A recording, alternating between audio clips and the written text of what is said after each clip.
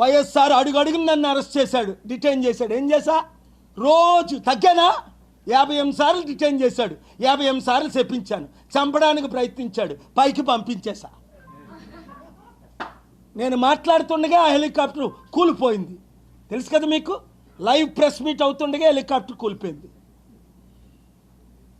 మీరు మొక్కలు అవుతారు, మీ మొక్కలు దొరకవు అన్న.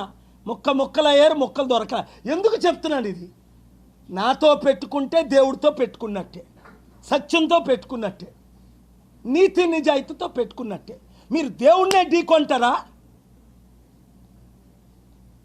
సత్యాన్నే ఢీకొంటారా? అర్జెంటుగా ఆ పోలీసులందరినీ మీరు మార్చి సిబిఐ ఎంక్వైరీ వేయండి, లేదా నేను ఇచ్చే డైరెక్షన్లో హత్యగా మీరు ఇన్వెస్టిగేషన్ కంటిన్యూ చేయండి ఈ 1 వీక్లో. లేకపోతే నెక్స్ట్ వీక్ లోపల మీరు కౌంటర్ వేసి సిబిఐ ఎంక్వైరీ అడగండి.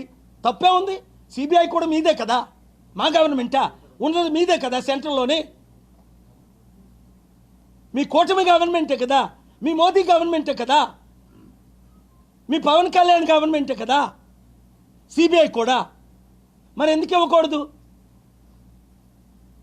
ఎందుకంటే నాకు వాళ్ళ మీద నమ్మకం ఉంది. నాకున్న రిలేషన్స్తో వాళ్ళకి నేను ఇన్ఫర్మేషన్ ఇస్తాను. లేదా చంద్రబాబు నాయుడు గారు మీరు పిలిస్తే ఇప్పటికేనో వస్తా, ఎవరెవరిని తీసుకురమ్మంటే వాళ్ళు తీసుకొని వస్తా.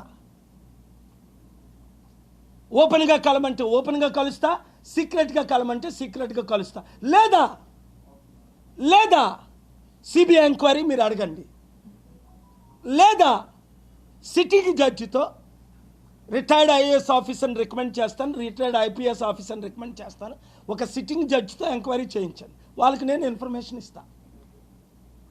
నేను ఇచ్చిన ఇన్ఫర్మేషన్ తప్పు అయితే, నేను రుజువు చేయలేకపోతే సిబిఐ ద్వారా, ఫాస్ట్ ట్రాక్ కోర్టు ద్వారా, సిట్టింగ్ జడ్జి ద్వారా నేను ఇచ్చిన ఇన్ఫర్మేషన్ తప్పు అయితే ఏ శిక్షకైనా రెడీ.